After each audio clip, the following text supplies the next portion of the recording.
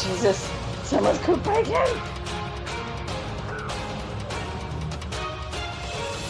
Oh God, what did I just pour into my gullet? I'd have her.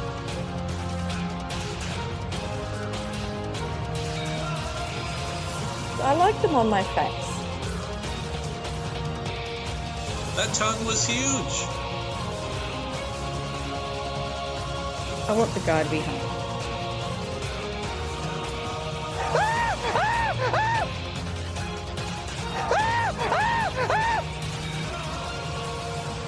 Welcome to the 11th episode of the long-awaited Amazing Race Australia 2 recaps from Reality TV Warriors. My name is Michael Harmstone, and joining me as always is the Canadian who loves to ask another man to grip him to release the pain, Logan Saunders. Good afternoon.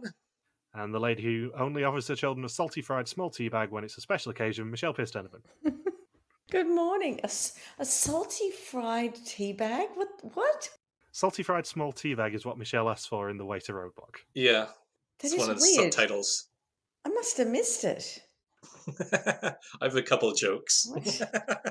It's one of my favourite things about that detour every single time is they always put up stupid subtitles as to what teams have actually had to say. I don't understand the word. I think it was bird. I think bird is the word. Oh, okay. It is also worth pointing out that, just like pretty much everyone in this episode apart from Paul, I am in the throes of pain at the moment. So if you hear any screams or me saying that Michelle's got a smiley face on her top or anything like that, then yeah, just please bear with me today. I'm not in the best shape at the moment. Oh, you're getting a Chinese back massage? It certainly feels like it. Do you remember that image of the sweet scientist getting the massage in Singapore? Oh, God, yes. Imagine my face constantly being like that today, and that's pretty accurate. Jesus. So previously, 5 teams raced to Banff, where Shane and Andrew got a head start on the other teams by braving the bull. Teams struggled on snow and ice, while Paul and Steve's winning streak came crashing down. Shane and Andrew won the leg, while it was a tearful goodbye for icons Lucy and Amelia. I can't believe they're fucking gone. You've had 11 years to get over it. Get over it, Thomas. Oh, fuck. Why? He's just lost it. And teams must now travel by bus to Calgary Airport and then fly to Beijing in China. Once there, they have to find a stall on Ghost Street, where they will receive their next clue, and they have 40 didgeridollaroos for this leg of the race. It is Shane and Andrew leaving at 2:02 a.m, with Joseph and Grace at 2:57, Michelle and Joe at 3:14, and Paul and Steve bringing up the rear for the first time all season at 3:29 a.m. And then Lucy and Amelia at 6:42. Yeah, obviously. If you didn't know what happened in this episode, just have a quick look at Joseph and Grace's first confessional and how tired Joseph looks immediately. Oh, my God. He's actually gone downhill.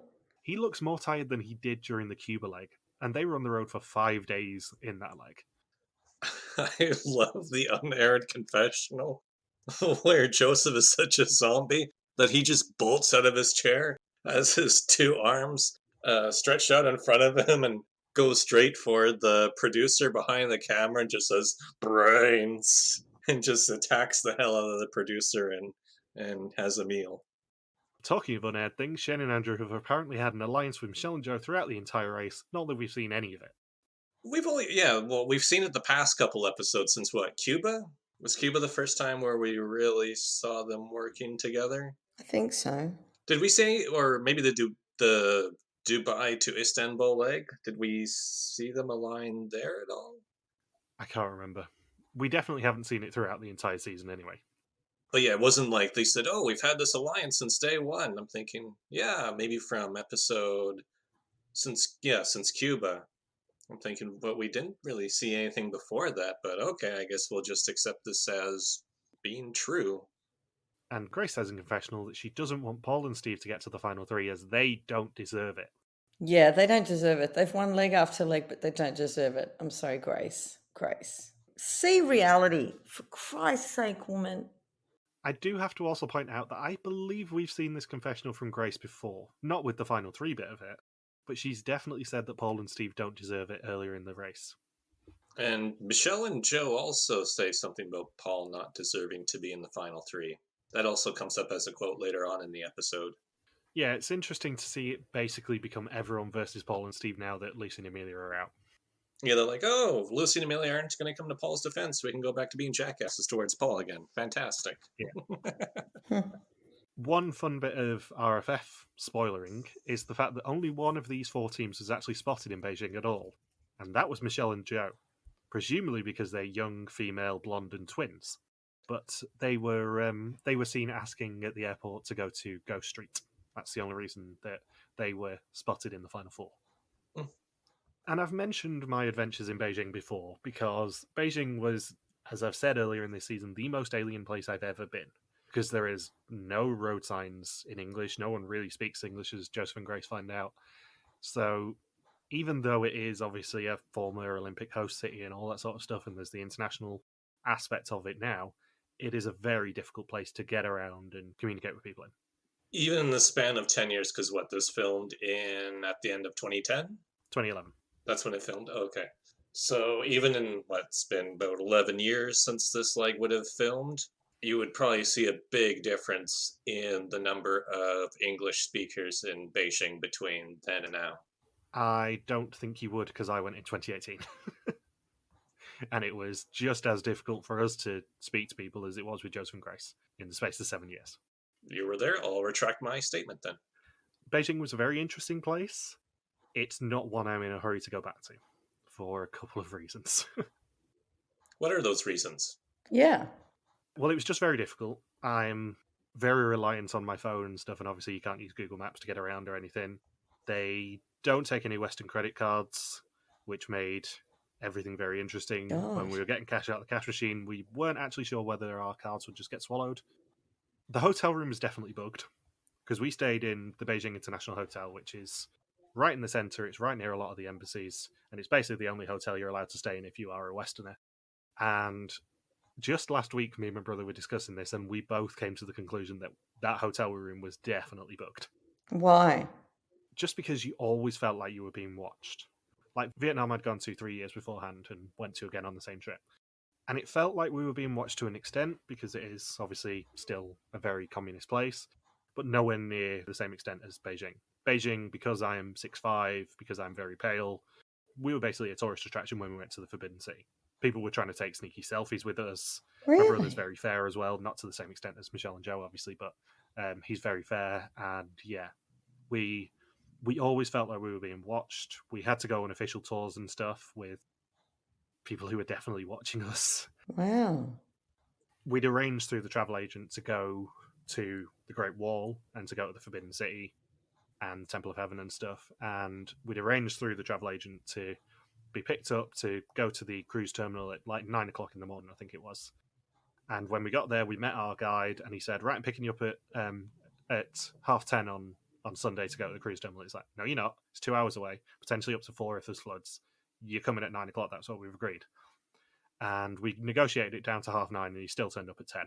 And then we spent 4 hours getting to Tianjin, which is a 2-hour drive away, or 4 in bad weather. 2 hours of which was just circling around the cruise port because the driver couldn't find it. Gosh. And it was then 2 hours to get onto the ship, and we were absolutely famished by this point. We lied to our guide and said we don't really eat lunch because the lunch on offer when we went to the Great Wall was so horrible. We ended up going to McDonald's as soon as we got back. And yeah, we were absolutely starving by the time we got onto the cruise ship. And it was that long a queue that they actually extended the lunch hours because we only got on board at like 3 o'clock and had left at 10 o'clock. Also, on top of that, the visa process is a little bit opaque for China. So because we were flying into Beijing capital and leaving from Tianjin cruise port, we could get a special visa, but you couldn't get it until you got there.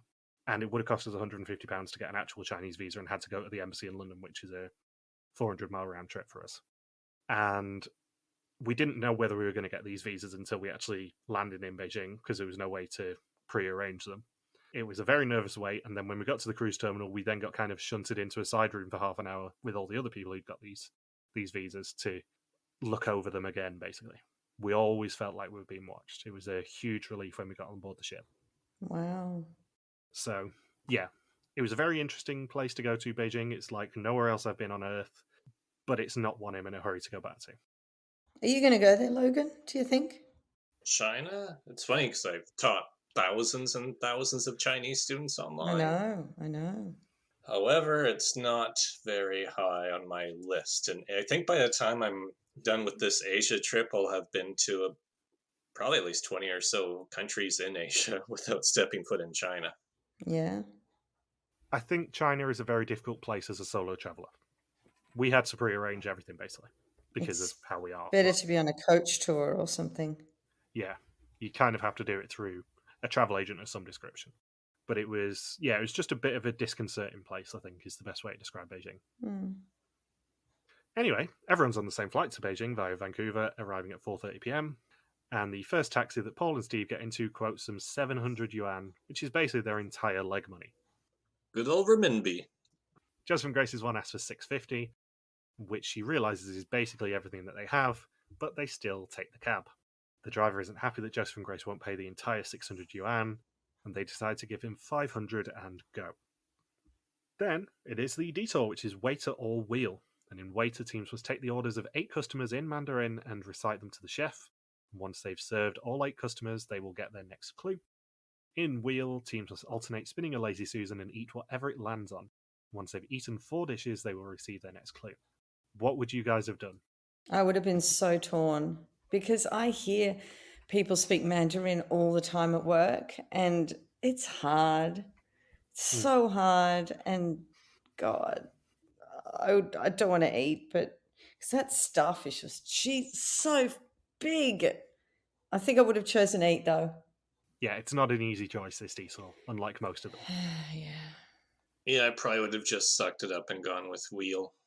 Yeah, I think you kind of have to and just ignore what you're actually eating and hope that your partner then doesn't spin you lamb testicle soup or duck anus spring rolls or any of the particularly interesting ones. I mean, none of them were particularly nice. I think probably the nicest ones on there was something like the cockroaches or the cicadas. Imagine spinning that wheel and you're thinking, oh, and you know it's and the wheel is slowing down and it's between duck anus and the sheep testicles and you're thinking, God, I hope it's duck anus. I hope it's duck anus. That'll be a hell of a situation to be in. It's very I'm a Celebrity. It is, isn't it? So Michelle says that Mandarin is a very tonal language, so it is a tough thing to do that challenge. And Paul gets scorpion, Shane gets cicada, Joseph gets starfish, and Grace has a hemorrhage and struggles and screams, and they switch to waiter. It's like you thought Joseph had, poked out her eye with the way that she just instantly just bolted up from her chair, nearly rammed her own head into the wall, and screamed at the top of her lungs. It's horrid, that massive starfish. We need to talk about Joseph and Grace's taxi driver when they reached the detour. Yes, I said that they negotiated with him to go to 500. But this was a bit of a different negotiation, though, because the driver starts smacking his own head out of frustration of Joseph and Grace not having enough money. And then the very infamous confessional by Grace, where the driver reaches into the glove box and Grace says, oh God, is he going to bring out a gun? Is he going to take out a gun and shoot the both of us? We're not paying enough money. And I was thinking too, China's not really a place known for where you can just negotiate a cost. It would be like similar to what Western European countries and Japan and South Korea and Australia, where the price is the price. You can't negotiate a taxi fare. Yeah. And they're not going to be they're not known as the most forgiving culture too. If you say you don't have money or in a bad situation. Not at all. The difficulty with China especially is the cultural and language barrier. Because Mandarin is very tonal, you're not going to really be able to find that many English speakers, even amongst the young people. Like, if you go somewhere where there is a language barrier, usually you can go to young people and they will have at least a grasp of English. Not really in China. And they even subtitled the driver too, saying, What is this? They don't have enough money. So I don't know if if a lot of that money goes to somebody else and he doesn't get to keep a lot of it for himself. Yeah, there's a significant barrier in addition to getting taxes in Beijing, I think, which is partially why we didn't do it and why we didn't organise anything ourselves. So Andrew gets the lovely delicacy of bird's nest soup, as does Steve. And I knew what bird's nest soup was before they started talking about it, but it is made of a particular type of bird saliva. That's so disgusting. I mean, how do they collect that stuff? It's not like, seriously. Do they have to wait till the bird regurgitates and then they use the saliva? Like, how the hell? I'd like to know. Any other explanation I thought of is much more gross than Michelle's. I don't want to know. Just somebody just sticking their 2 fingers down the bird's throat and having quickly bringing out a bucket for the saliva. But that's not Just doing saliva. that the whole day. That's vomit. Yeah, Like- there'd be saliva. I'm gonna stop. All right. How do you get the saliva from a bird? I'm going to Google that. According to Wikipedia, edible bird's nests are bird's nests created by edible nest swiftlets, Indian swiftlets, and other swiftlets using solidified saliva which are harvested for human consumption. They are particularly prized in Chinese culture due to their rarity, high protein content, and rich flavour.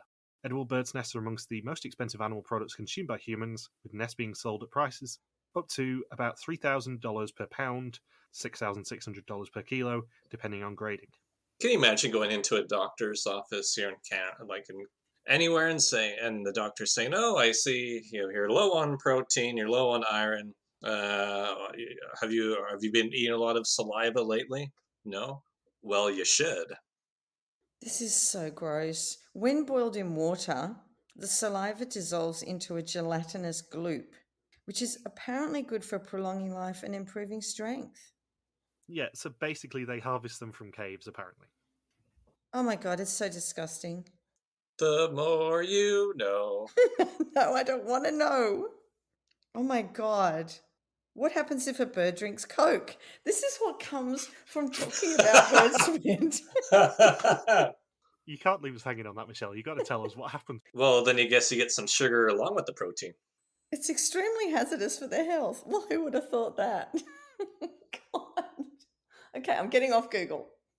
And we also have Michelle asking for salty fried small tea bag and Joe getting one right. Waiter. I'm glad that the waiter or the chef did not respond. Was that Michelle that said the salty fried tea bag? Yeah, it was Michelle who said the salty fried tea bag. Yes, saying that she wanted a salty fried tea bag, and then just the chef being really confused, and then just follow through with it, and then Michelle say, "What the hell are you doing to me?" At least that didn't happen. If Michelle was able to see the subtitles as she was telling that to the chef, she'd be like, "Oh dear God, no, no, no! I didn't mean that."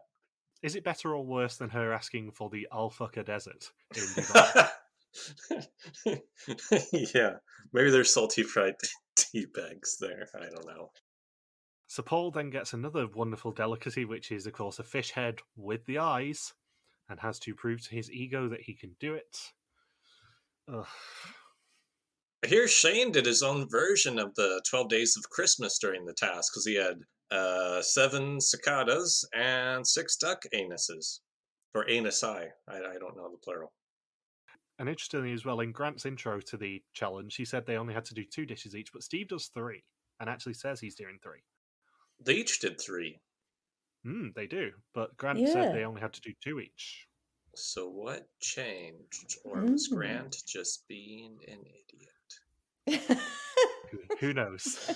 Rather harsh. And Steve's third one is, of course, the iconic delicacy of sheep testicle soup. Maybe the teams only had to do 2 each, but they were so hungry they said, "Well, I really need my calories. I'm probably not going to get a chance to eat for the rest of this leg, so just throw one more dish at me. I'm a little low on my iron." So Joseph and Grace then struggle to memorize the dishes, and they have a standoff about whether to go back to wheel. And she has the interesting tactic of rapping. Yes. This is the second detour in a row where Grace is better than Joseph at a task. It is. Because as much as obviously I'm going to take the piss out of her for doing her rap, it wasn't a bad tactic. It worked. She really redeems herself from screaming at the sight of a starfish. It's a genuine memorization tactic. It just is a little bit silly. Yeah, turn into a song and throw in some hand motions in there. She's now the biggest rapper in all of China. So Michelle and Joe leave Waiter in first, with Paul and Steve leaving the wheel in second. And teams must now head to the Wuzisheng Reflection Food and Health Center and receive a traditional Chinese foot massage for 10 minutes to get their next clue. Anyone who has seen The Amazing Race before knows that they are not going to be rewarded with a proper foot massage here. Andrew's final dish is the starfish, and they leave in third with Joseph and Grace leaving Waiter in last. A lot of these tasks were lifted straight out of Amazing Race 14's Beijing legs. Yeah. And I sort of don't hate it, because this foot massage is hilarious, mainly because of Michelle and Joe. Wiping her brow. Yeah. Well, her eyeliner's running and having to Michelle having to wipe, clean her up. Just cast your mind back only a few episodes. Michelle and Joe were talking about things being the worst thing that they've ever done and it being the most pain they've ever been in. And then you get to this episode where Joe says her masseuse is mean, give her a Panadol, morphine, anything, which has basically been my life for the past couple of days. It is hilarious to see people dealing with this challenge.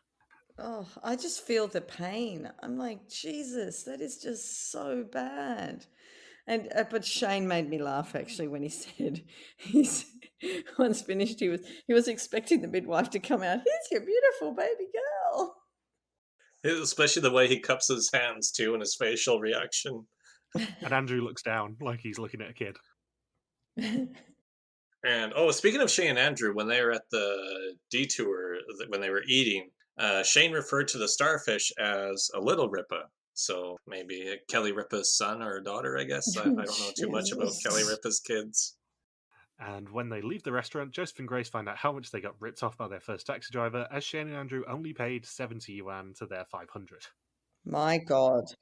I like how Joseph said 70 bucks, and Shane said, no, 70 Chinese. Yeah. Knowing where they're going after this and knowing how far away Mutanyu is, oh boy, Joseph and Grace are in trouble already. Because they paid, what would that be?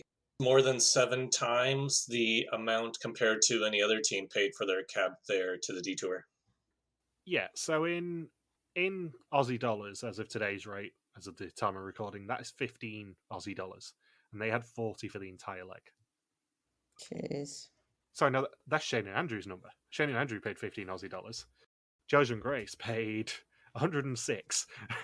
That's just ridiculous. To get from Beijing Capital Airport to Go Street, which is a huge 20 kilometers. Yeah, I don't know what they were thinking with just sticking with the taxi van. No, because they even knew before they started pulling out of the airport, just that was pretty much all their money. So Michelle and Joe realise why the foot massage is a challenge. It is absolute torture. Shane and Andrew inexplicably arrive second and experience Michelle's glorious reaction. It's intense. Yeah. It's so funny. I forgot just how insanely over the top it is. And everyone's saying, oh, I don't know why people would pay for a Chinese foot massage ever. And Joe biting into the black hoodie, her veins ready to burst out of her neck. I've mentioned to you guys off air my dogson Ludo. And he, when he plays tug, stares at you in your eyes and just goes and growls at you. It's the only time he ever growls. And Joe's reaction when she's biting down on the hoodie reminds me of Ludo so much. Oh my God. I'm just like staring at the masseuse and just going, I hate you so much. You're just going to think of Joe now every time you play that game with the dog. Oh, no, I'm not, because number one, I would never try and tear the hoodie out of Joe's mouth. And number two, more importantly, she would not then try and play tug of war with me. Like, Ludo will not give up. He glares at you until you give up, basically. And there is a brilliant video of when we went round probably 2 months ago now to let him out for a wee and tell him he's a good boy. And he just dragged Mum around the garden, because usually he's on his best behaviour when he's playing with Mum. Usually he plays quite fair with her. But he just dragged her around the garden because he was in one of them silly moods. And it is the funniest thing ever. I'm still so hopeful that our neighbours have got the video, because it made me laugh at the time so hard. You don't think Joe would do that with you, Mum? Potentially. But the other thing that this challenge reminded me of is a little bit before this season aired, and Zev and Justin in the wax parlor, and Justin threatening to punch the Brazilian masseuse in the face. Oh yeah, an unfinished business. Yeah, like if Michelle and Joe could have got away with it, they would have absolutely punched these masseuses in the face. Yes, I believe one of Joe's quotes is, "Your smiley face sticker is just a front." That is actually the episode title. You have a smiley face on the front of your top. Is the episode title from the catastrophe that is Michelle and Joe getting a foot massage. The funny thing is, like, the whole parallel to giving birth, we also see with Michelle offering to hold Joe's hand during the massage. Hold my hand to to release the pain. Yeah, I think I did that to my husband during childbirth. I think he basically lost his hand. Oh, and the funny thing with Joseph and Grace in the cab right after they finish the detour, Grace just casually says to Joseph, "I think China has been the hardest one yet." And Joseph says, "We just got here. We've only been here for half an hour." We've done one challenge. Well, that's how hard it is, Joseph. And it gets worse for Joseph and Grace because Grace pulls her leg out in the first minute and has to start again, and is the only person who actually bails on this challenge. What? Grace has a low pain tolerance? Yeah, who'd have thought? And screaming through the pain, Michelle and Joe leave in first, and teams must now find the Marco Polo Bridge and count the legendarily impossible to count lion structures to get their next clue. Steve and Joseph then start gripping each other to release the pain. That's quite funny, that scene. And they're biting on their hats too. Yeah, but the funniest thing about this is Paul saying to Steve, "You got to push yourself, otherwise you don't get results." And Steve telling him to go stuff himself, and then Paul not even reacting when it's his turn. Yeah, everyone was, I bet you so many viewers were waiting for Paul to have some sort of Yep. reaction or a scream or just a really high pitched yelp. Would have been hilarious and awesome to see, and probably would have been played on a repeated loop forever for some of these other teams. But Paul does not give them that satisfaction at all. I know we've said this earlier in the season, and obviously we'll probably get to this a lot more next week, but Paul and Steve are very interesting quote-unquote villains because they don't really get a comeuppance. Like, No. you go into a challenge like this going, "Oh, finally Paul's going to crack, we're going to get some weakness out of Paul," and he just doesn't give it you. He didn't even bite down on his fist like Shane did. No, it's super interesting that basically Paul has zero comeuppance throughout the entire season, despite being obviously a bit braggy. So Joseph and Grace have about 75 yuan left and are dropped off at the Marco Polo Hotel when the meter shows 87. And the concierge says that it's 50 minutes by taxi from there. So this is the thing that I contacted Lucy or Amelia about, that they also relayed the question to Grace, which is, how the hell did they get from the hotel to the bridge? Because when I typed it into Google, I think, wasn't it like 25 or 30 kilometers away? It is 6.5 hours walking or 30 kilometers. It's 29.5 kilometers. Yeah, 30 kilometers, and they would have had their bags. So the obvious question is, they didn't have any money, and we didn't see them take any form of transportation other than walking on foot. So Yeah. how the hell did they get to the bridge? And after the hours of operation, which is 7:30 a.m., they still haven't been seen by any of the other teams. And looking at Joseph in the confessional after the leg, he is absolutely dead on his feet. They end up falling asleep on the way to the Great Wall of China. I think they walked for 6.5 hours to get from that hotel to the bridge. And I think that the real hero in this leg was whoever was holding the camera for them for 6.5 hours. God, I didn't think of that. I think they bailed into a taxi for a good chunk of it, because we didn't see that much footage of Joseph and Grace walking. Not like it would have been the most compelling footage to see. Yeah, because also bear in mind, Beijing is the only city in the world to have hosted both the Summer and Winter Olympics. In December, when they filmed this, it won't have been warm. It will have been pretty cold for them to walk 6.5 hours. So yeah, this was the infamous question where Grace left Lucy or Amelia on red and never responded. If they did walk the entire 6.5 hours with their bags, which probably made it a 7-hour walk, and especially when this like started at nighttime, and teams waited at the Marco Polo Bridge for quite a while until it opened. and all three teams completed the task there before seeing Joseph and Grace. So it probably did line up that they walked all of it, if not most of it. I think they probably did walk it, which is nuts, obviously. You can't say that they gave up when they were willing to do that, because I don't think Kim and Donna would have done that. God, no. And I think most teams on the American version, I don't think would have bothered to do that. Yeah, and you know the fun thing about a counting challenge like this bridge one? The fact there is nothing to say. The pillars. The pillars. Teams struggle because there's more than one lion on certain structures and more than one side to the bridge, Shane and Andrew. But, like, there's nothing to say because Joseph and Grace are so out of it by this point. Yeah, there was really only two things. One, Shane and Andrew and Michelle and Joe work together. And the other thing is, I think when Grant's talking about the bridge, he says, "Oh, at the Marco Polo Bridge, it's locals say it's impossible to count the number of lions on this bridge." And I'm thinking, well, how does production know they have the right count if it's impossible to count?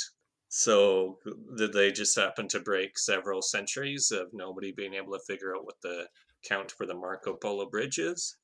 Well, when we're obviously going to get to this, but the Temple of Heaven, which ends up being the pit stop or the Forbidden City, when my brother and I went there, we had our guide taking us around, and there's a particular thing near the exit of the Temple of Heaven where it's like a mound that the Emperor used to stand on and watch the sunrise. However, the Emperor used to face south and watch the sunrise. Obviously, the sun does not rise in the south. So my brother, being a pedant as he is, asked our guide, Jason, "Oh, how did the Emperor watch the sunrise if it's in the south?" And I think his answer was something like, "Oh, the Emperor just said that it was south where the sun rose, and nobody could disagree with him." Right. Yeah, it's one of those ancient myths, I think, where it's like, "Oh yeah, nobody can count these." It's probably the case that an emperor said, "Oh, nobody can count these," and nobody disagreed with him. And then Michael McKay descended from the heavens and correctly counted the number of lions on this bridge. And he's like, "Oh, 446. Got it. That was easy." Now, it won't be easy for Joseph and Grace after they spend 7 hours through the night walking here, but I got it. Did you get the same number too? Yeah. 446. And after teams do get 446, they find out it is a roadblock, which is who can crack the warrior code. Going back to something I said a couple of episodes ago, I do really like that this season has teams have to pick stuff like roadblocks right before they get to the location so they don't know what they're actually doing. It's something they do throughout this entire season, and it's super clever because it really throws people off. Because usually in more modern seasons, they just look around the corner and see what the challenge is and then pick people. Yeah. But you can't do that if you're 80 kilometers from Mutanyu, which they are. Yeah, the only way you know is once you read the clue. You can't just say, "Oh, so that's what everyone's doing." Okay. That makes it so much easier. What the hell's the point of the hint? So in this roadblock, teams must take a taxi to Mutanyu, and one team member must pass through 9 rows of warriors to get their next clue. Only one warrior in each row will let them pass, and if they are blocked 3 times, they must go to the back of the line. Paul, Joe, Andrew, and Joseph do this roadblock. This is, of course, the point where I say Mutanyu is the section of the Great Wall of China that I went to. I was being deliberately vague when I said Great Wall of China earlier because it is the Mutanyu section that I went to. It is also fucking steep. Yeah, it looks it. I believe my Facebook status at the time was "Bloody hell, the Great Wall of China is steep." Because I think they did it on an actual far away bit from the entrance in Mutanyu, because you kind of got an undulating bit, is the best way to describe it, for a good 1.5 miles. And then it goes to a really steep section, which I took a picture of, and you can probably see it if you look on my Facebook later. And I think that was probably the bit where they did it, which is super mean, because those gradients up there were probably about 30 to 40%. Jesus. It's not an easy walk, and I was absolutely shattered climbing those steps. I love this challenge, though. How good is this challenge? This is the sort of challenge you can't really do anywhere else, and I know Amazing Race Asia did it somewhere else, Logan, but you can't really do a challenge like this anywhere else other than the Great Wall of China, I don't think. Yeah, like when they did it in season 4 of Amazing Race Asia, they did it in a random flat field in South Korea, I believe.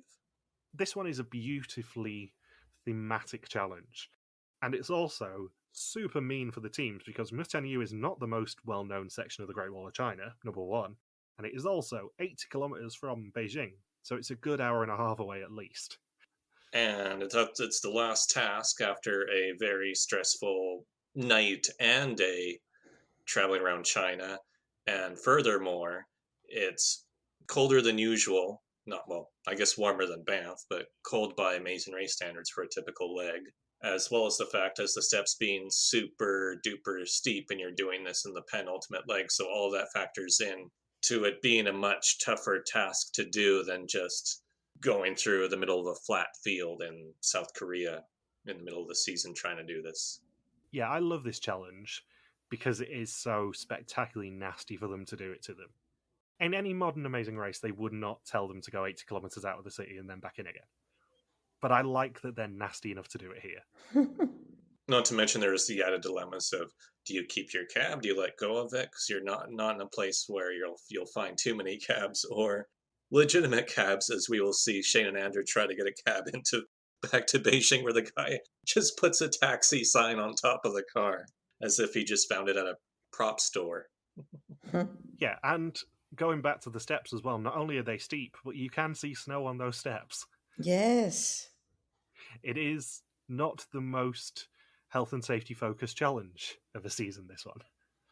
So Shane and Andrew try to use their connection with the girls to get to the Mustanyu section, but the girls then burn them. Yeah. Oh, this is when Shane and Andrew become the most well-liked team of the season, because it's no longer, we really want Amazing Race Australia to finally have that first all-female team to win.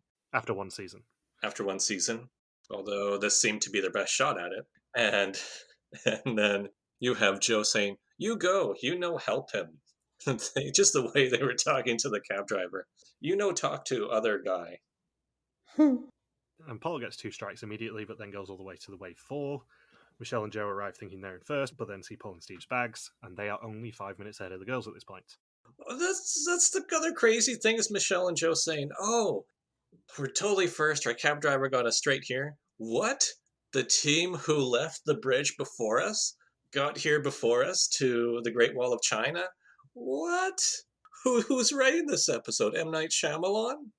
How did we not get here first? We left there in second and we got here in second? Like, what the hell were they thinking?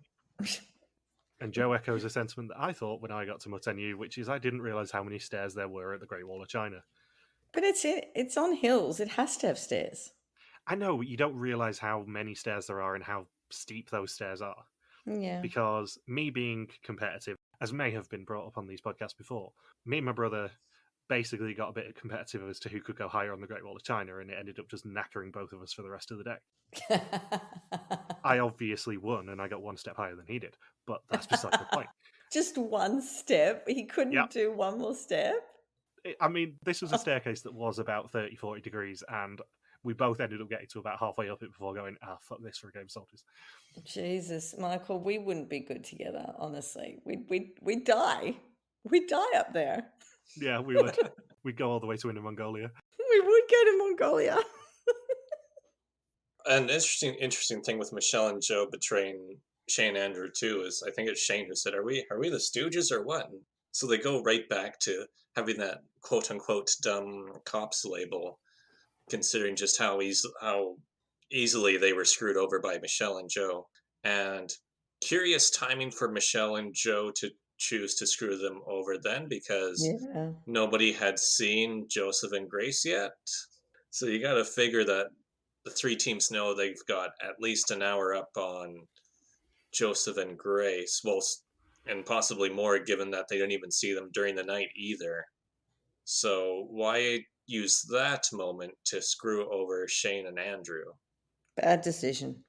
Yeah, it's a terrible decision. And obviously it then just makes Shane and Andrew more likeable. The hilarious thing about Joseph and Grace is that they get into a cab and decide to beg for money once they get there, which kind of hinges on there being lots of people there and it not being December. Because I think we saw about 5 tourists total when they were at Mutanyu for the entire 4 teams. Yeah, would have been probably late morning on a Wednesday in December. Yeah, it's not the most simple place to find people who are going to give you lots of money. Especially as, it's a long round trip. It's 70 kilometers out and 70 kilometers back. Wouldn't you have tried to get money before you got in the cab? Yeah, obviously you would. You'd go to a tourist location, like, Jesus say, the Marco Polo Christ. Bridge, and try and ask for money. Because that's what Joseph and Grace also had the strategy backfire on them in Vancouver, where they lost quite a bit of time begging for money, and then to a more extreme extent with James and Sarah begging for money at the pit stop location where there was nobody around except for a cop car. Where they ended up getting overtaken. Yeah, and eliminated because of it. And here, Joseph and Grace are repeating mistakes we've already seen this season when it comes to begging for money. And then even Joseph throws out the idea to Grace saying, you want to wait to beg for money there? What if there's nobody there?" And then Grace insists there'll be thousands of people there. It's the Great Wall of China. And Joseph, because he's in a complete zombie state, says, "Okay." Well, that's her naivety. The Great Wall of China is massive. It's got so many sections, you don't know which section you're going to. Yeah, and like I said, the Mutanyu section is really impressive, but it is not the most famous bit of the Great Wall of China. The most Yeah. famous bit of the Great Wall of China is probably battling, where they end up getting taken. But they can't take them to the famous bit because they have to block up quite a bit of a section of it. So, it's got to be one of the outlying ones. When I was booking the China bit of our cruise, the travel agent actually specifically said to me, we're including the tour to Mutanyu because it is one of the most visually impressive bits of the Great Wall of China, and it's less touristy than the main ones. So Yeah. it's hilarious because until I was actually doing the planning for that trip, I didn't realise that I was going to the same bit that Amazing Race Australia 2 did. But also, having done some research last night, they weren't making it easy to find this bit of the Great Wall of China. It's not in the middle of nowhere, but it's in a reasonably quietish bit of the outskirts of Beijing. And in fact, the horrible lunch that I mentioned was actually just down the road from Mutanyu, because I don't deal well with spice, and they gave us the spiciest meal I've ever had in my life, and we did not eat much of it. My husband went to China as a child with his family, and they went somewhere out in the country. I don't know what they call the country in China. The Back of Beyond. Back of Beyond, yes. They had a meal, and they brought something to the table. It was actually a monkey's head, and the head pulled off, and they could have some of the brains in there. So this is something that's indelibly inked on his mind, and he can't get it off. So yeah, food in China, scary. Yeah, having said that, the same trip as my China visit, we were in Ho Chi Minh City and got taken to a market where they were selling dogs for food, which really, really upset me because these dogs were in cages and whining, and yeah, I had to step out of the market because I was a bit upset. Poor thing. So naturally, Paul leaves the roadblock in first, and teams must now find the Forbidden City, the pit stop for this leg of the race. The first 3 teams to arrive here will advance to the final leg. The last team to check in for the first time all season will be eliminated. I should note that Michelle and Joe also do an unnecessarily bit of a low move at the roadblock as well, because which one of them did it? Was it Michelle or Joe? It was Joe. Joe. So when Michelle is weighing with Steve, they're striking up casual conversation right at the start, where Michelle says, "Oh, Steve, when did you guys get here?" And then Steve says, "Oh, we just got here." And then Michelle instantly screams that out to Joe, saying, "Joe, they just got here. You can overtake them." So she just used the casual conversation as like a cheap little advantage for them during the task. And then Paul and Steve still see Michelle, and they've gone back to seeing Michelle and Joe as their strongest competition, because Paul says they always seem to teleport to wherever we are, and they always seem to catch up no matter what we do all season. It's like rubber banding in Mario Kart. I think it is very interesting as well from a production standpoint that this season goes to so many of the infamous sites in their respective countries. Because if you think about it, the Forbidden City is the one place that you probably want to go to if you go to Beijing. You got stuff like the Hotel Tropicana in Cuba. You got Le Cordon Bleu with France, which is obviously a fairly iconic location. Obviously, they would have rather gone to the Eiffel Tower or the Arc de Triomphe, but I think you can certainly make an argument for something like Le Cordon Bleu. They have planned this season so beautifully in terms of the locations, because even stuff like the start point being right in front of the Sydney Opera House, or with the Sydney Opera House visible behind them, like, that's super cool and super well planned for them. And it's something that people don't really think about with this season, I would say. Obviously, people focus on the insane amount of travel. And in fact, this leg is the one with the second highest amount of travel in the season, I think, after the France Cuba one. But you don't really think about how good they were at covering the iconic locations of their respective countries as well. That's not something people talk about as much. No, yeah. And Paul lies to Jo on the way out about whether he got the clue, and she leaves in second. And they reuse the same taxi driver as he's quick, unlike Shane and Andrew, as theirs took them on a wild goose chase. Paul and Steve's driver overshoots the Forbidden City by a kilometre, so they have to run it. And that means that Michelle and Jo check in first, and they win 10,000 didgeridoo cash. Paul and Steve then checking in second. Andrew gets the clue in third. And there are no cabs, and locals offer their private cars. Scary. But they have to take a real taxi, don't they? Well, they say it in the episode. They have to take a real taxi. They can't take a private car. And that's always been an Amazing Race rule, just for security reasons. It's funny that we've made fun of Shane and Andrew for always getting into bad cabs all season and thinking, oh, they're, they don't seem to really travel around the world as much in taxis or ride them in general. But they avoid a catastrophic mistake by getting into a private car that they think is a taxi. At least they were able to be able to recognize that, especially when the guy essentially pulls out a marker, writes down taxi on a piece of paper, and puts it on top of his car. I'm a taxi now. Yeah, I think production would have stopped them getting in that car purely because Joseph and Grace were so far out of the way, and in fact they were about 150 kilometres from Mutanyu when Grant stopped them. They were so far out of the way that production genuinely wouldn't have been able to do the final leg with 3 teams if Shane and Andrew got into that cab or into that private car, because I think the private car penalty is 24 hours. Jesus. I think it's basically a DOA penalty, is getting in the private car. So they would have had to run the final leg with just Michelle and Jo versus Paul and Steve. And boy, would the fans have loved that. So Joseph and Grace fall asleep in their cab and are taken to a different part of the Great Wall, Badaling, in Inner Mongolia. How far away was that from where they were supposed to go? Well, it's 150 kilometres from Badaling to Mutanyu. Jesus Christ.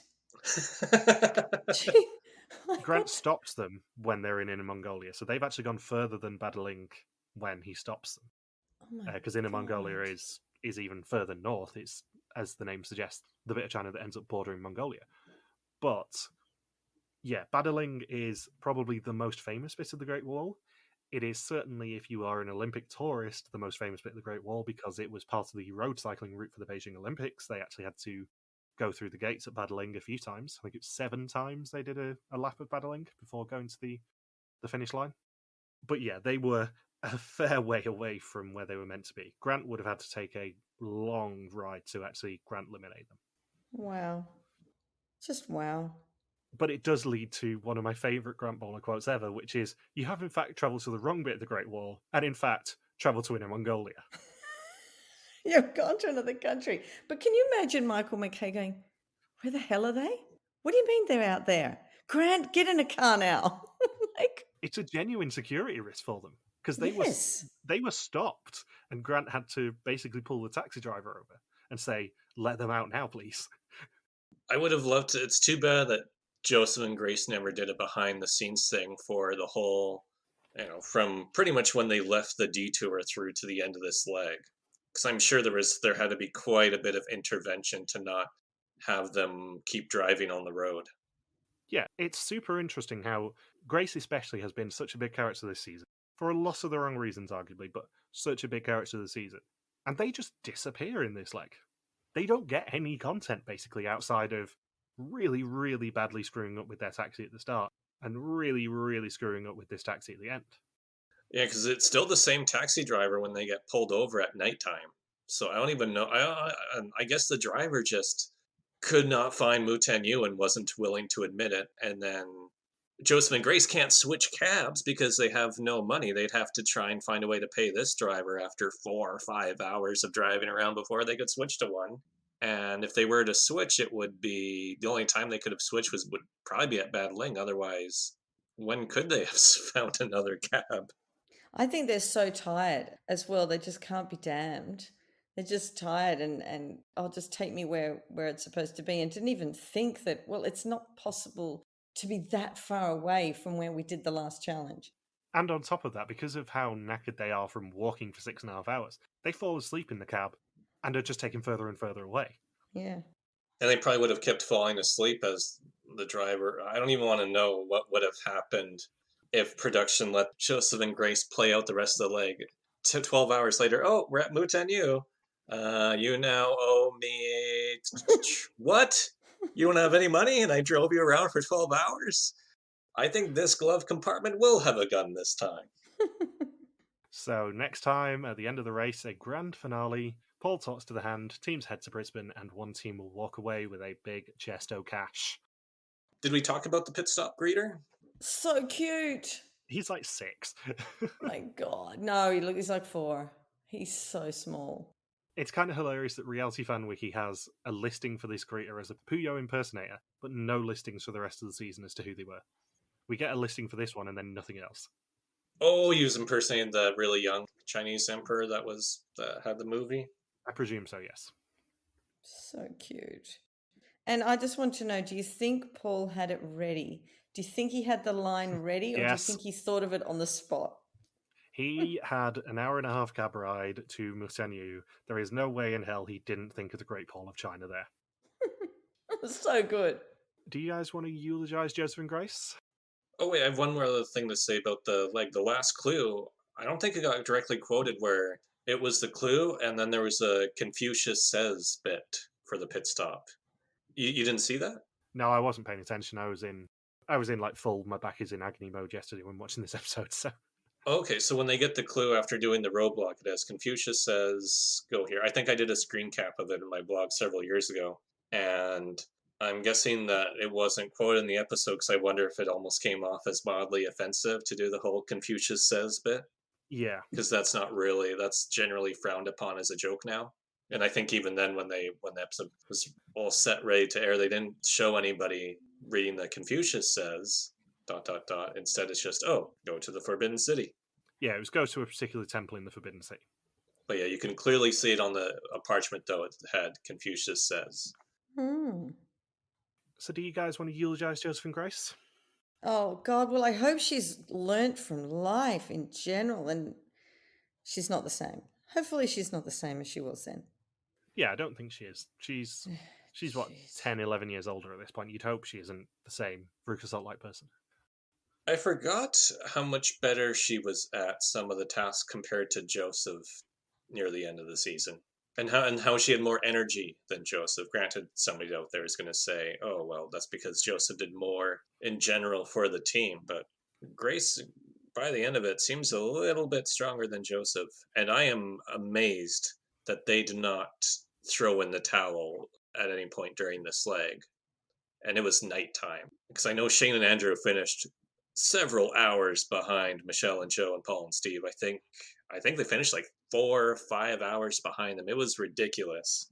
And to think that even after that, Joseph and Grace hadn't even reached the roadblock and still had another humongous drive back into Beijing. And they still hadn't even quit yet out of pure frustration or exhaustion or both. I am happy to say that I was wrong about Grace at the end of the season. She did a lot of those final few tasks very well. Mainly the skiing and the waiter task. But she was, sadly, for most of the season, a bit of a petulant child. She really was the Veruca Salt. And what else? There was one other observation. Oh, we didn't have as many quotes we didn't really see any more confrontations between Grace and Paul. I think Paul only had that confrontation with Joseph at the ticket counter in Cuba. We didn't really see any direct confrontations after that. That's what I mean. Like, think about how much of a big character Grace was in the mid part of this season in terms of causing fights with people. She just disappears in this episode. Like, we don't see any of her. It was, well, right as soon as Sarah is eliminated, she really fades. Yeah, like, the last major confrontation she has is trying to beat Shane and Andrew to the Bucking Bronco task. We don't see anything really after they leave Banff. Yeah, it's a bit interesting for just how much they were building up her character and then building up the rivalry with Sarah, and then neither of those two teams even makes it to the final 3. And then Grant's, when they were being eliminated, I noticed, or rather when Shane and Andrew were checking in, Grant's voice sounded rough when he checked them in. I think Grant had been outside for quite a few hours. At that point, you've probably found out how far away Joseph and Grace were, and he's like, oh, for fuck's sake, I've got to drive for 2 hours just to get to them. Ugh. You would think that impacted the filming for the final leg. Yeah. Actually, no, wait. Shane and Andrew did talk about that in their interview. That they had an extremely short pit stop, I think. Yeah, because they're on a flight to Guilin during the pit stop. Yeah, because I think production told Shane and Andrew, if you take any more than 15 or 20 minutes for this leg, you won't be in the finale. I think that's what they were told. Yeah, because they were so far behind. Wow. Yeah, and they said, because they said, we have to start the final leg. If you take more than, I think, may have even been less time, may have been 10 minutes or so, but I think they pretty much checked into the pit stop and then checked out. So, have you got anything else you want to say about this leg? No, I'm good. Good. No, I think we pretty much covered everything. In that case, thank you for listening to our Amazing Race Australia recap. We'll be back next week to recap the final episode. Don't forget you can contact us on Twitter, Facebook, YouTube, or Instagram, where we are RTV Warriors. I can email us and contact at rtvwarriors.com. Logan's on Twitter at Logsquacky. Michelle is Bear3333333, and I'm Amy Harmstone. You can also support us on Patreon at patreon.com/RTV Warriors. See you next week. Bye. Peace out and just chill till the next episode.